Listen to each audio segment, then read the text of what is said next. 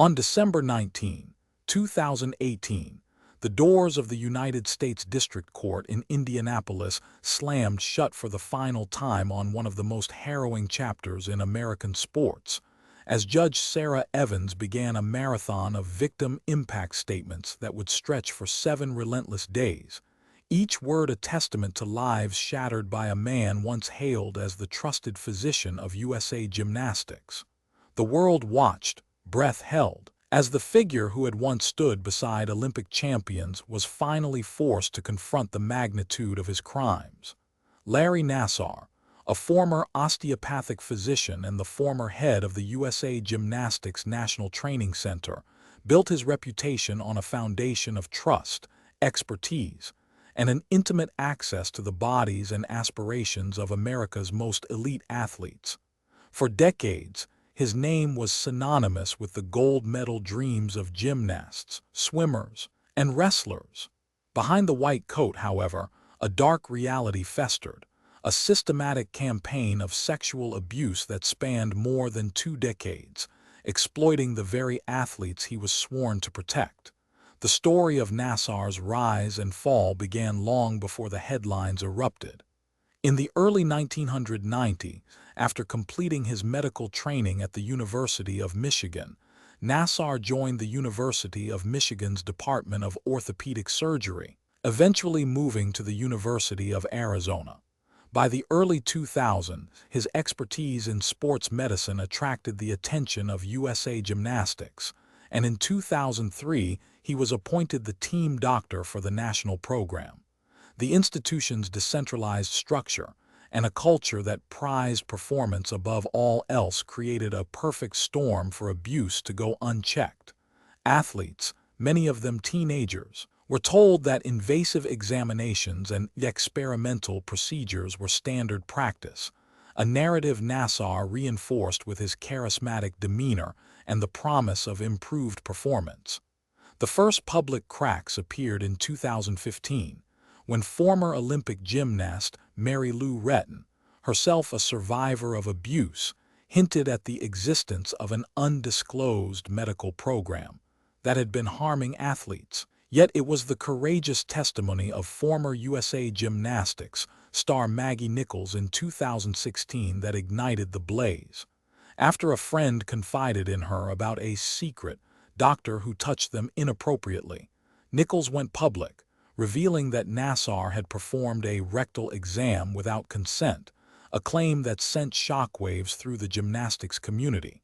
Her Instagram post, a simple statement of "I was abused by Larry Nassar," became a rallying cry, prompting dozens of survivors to step forward. Law enforcement, initially reluctant, eventually amassed a mountain of evidence: detailed medical records, sworn statements, and a staggering 150,000 pages of documents linking Nassar's treatment to sexual assault. In January 2017, the FBI and the Department of Justice announced that they had charged Nassar with multiple counts of sexual assault of a minor. The indictment listed 26 counts, each representing a victim who had endured forced anal examinations and invasive procedures under the guise of medical care. The charges spanned 3 states, Michigan, Minnesota, and Indiana, underscoring the national reach of his abuse. The trial, which began on January 15, 2018, was unlike any other in modern judicial history. Over 150 survivors took the stand, each describing in harrowing detail how a trusted doctor had turned their bodies into a playground of violation. The courtroom became a stage for a collective outcry, the air thick with the weight of decades of silence finally broken. Nassar's defense attempted to paint the accusations as consensual, arguing that the examinations were part of a legitimate research study. The prosecution, however, methodically dismantled that narrative, presenting expert testimony that confirmed the examinations were medically unnecessary and were, in fact, a cover for sexual gratification. Throughout the proceedings, the victim's statements painted a tapestry of betrayal. "He told us we were the future," whispered one gymnast, "and then he made us his past." Their words reverberated beyond the walls of the courtroom, echoing through living rooms across the nation, sparking protests and prompting legislative calls for stricter safeguarding in sports. The public outcry forced USA Gymnastics to confront its own failures.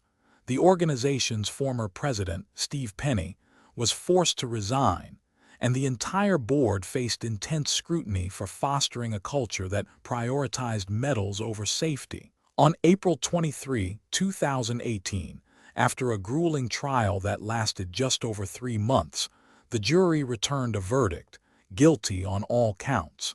The sentence, delivered on December 19, 2018, was as unprecedented as the crimes themselves.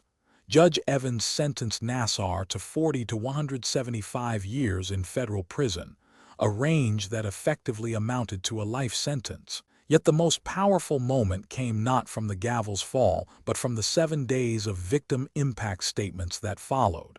Survivors, families, and advocates stood before the judge, sharing stories of pain, resilience, and hope. Each statement, each tear, each whispered "thank you" was a reminder that justice, however delayed, could be reclaimed. The aftermath of the trial reshaped the landscape of American athletics.